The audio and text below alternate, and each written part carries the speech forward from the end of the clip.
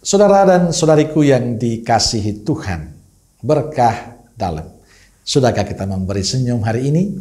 Minggu 14 Mei 2023, hari Minggu Paskah ke-6. Mari kita awali permenungan kita dengan tanda kemenangan Kristus dalam nama Bapa dan Putra dan Roh Kudus. Amin. Permenungan kita diambil dari Injil Yohanes bab 14 ayat 15 sampai 21.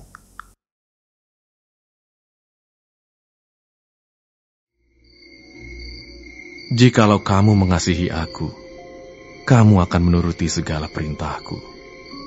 Aku akan minta kepada Bapa, dan Ia akan memberikan kepadamu seorang penolong yang lain, supaya Ia menyertai kamu selama-lamanya, yaitu Roh kebenaran.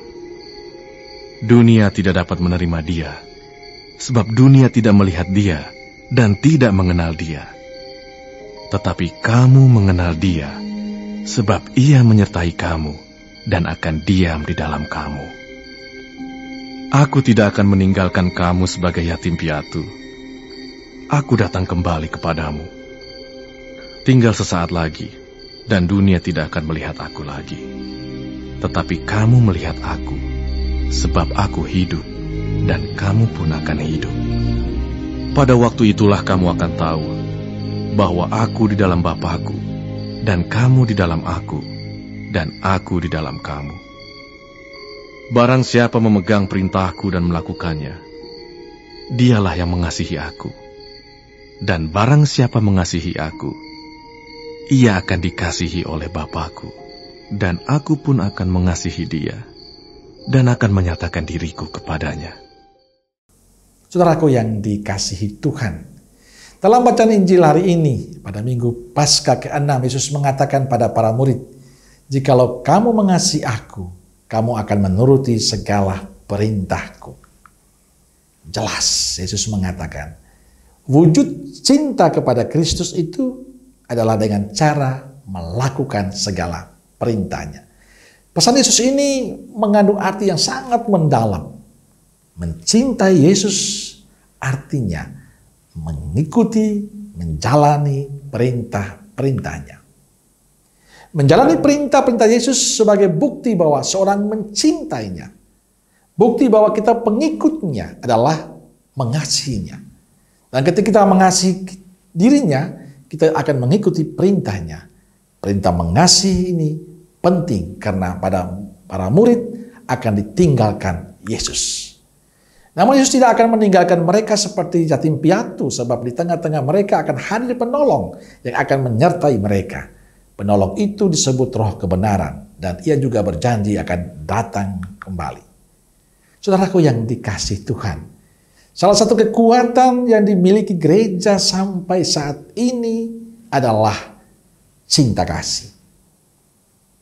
Badai apapun menerpa gereja, keluarga, semuanya bisa berlalu karena ada cinta, ada kasih.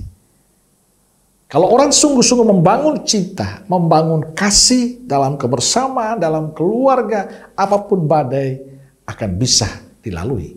Namun sayangnya zaman ini cinta kasih hanya berakhir pada rangkaian kata-kata indah, tetapi meredup dalam praktik kehidupan gereja, keluarga, dan komunitas. Walaupun demikian, kita masih bisa bersyukur karena kita masih bisa menemukan orang-orang baik dan tulus mencintai. Mungkin Anda dan saya. Saya ingin berbagi cerita kecil.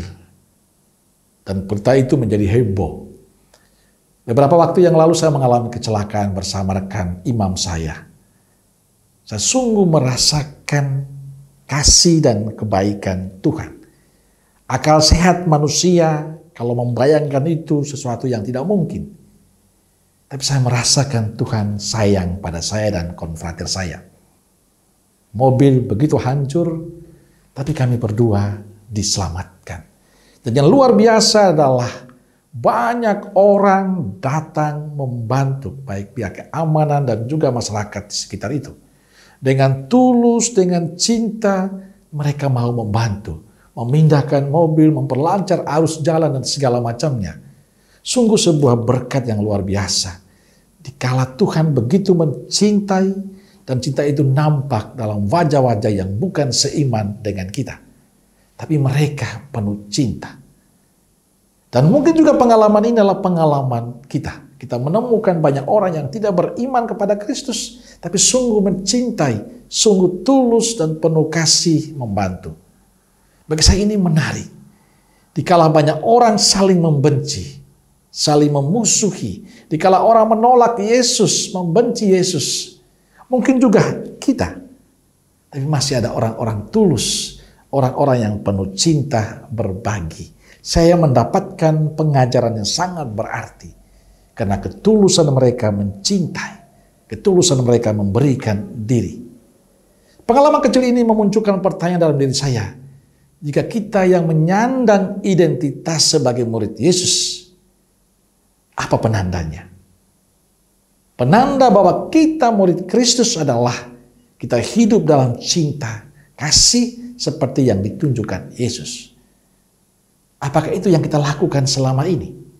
Kalau belum, artinya kita belum menjadi murid Yesus yang baik. Kita disebut murid Yesus kalau kita mencintainya dan mewujudkan cinta itu dalam kehidupan kita dengan saling mencintai, saling mengasihi. Saudaraku yang dikasih Tuhan, cinta bukan untuk dibicarakan, cinta bukan untuk diceritakan, tapi cinta itu hendaknya sesuatu yang harus diwujud nyatakan dalam tindakan-tindakan konkret kita. Berbagi kebaikan dan kasih, dan mulai dalam diri kita, keluarga dan komunitas kita, dan itu akan terpancar dalam diri kita. Semoga dimanapun kita berada, selalu memancarkan wajah Yesus dalam sikap dan perbuatan baik kita. Amin. Semoga Allah yang Maha Kasih memberkati saudaraku sekalian, Bapa, Putra, dan Roh Kudus. Amin. Kalau Roh Kudus Nazaret, doakanlah kami. Amin. Berkah dalam.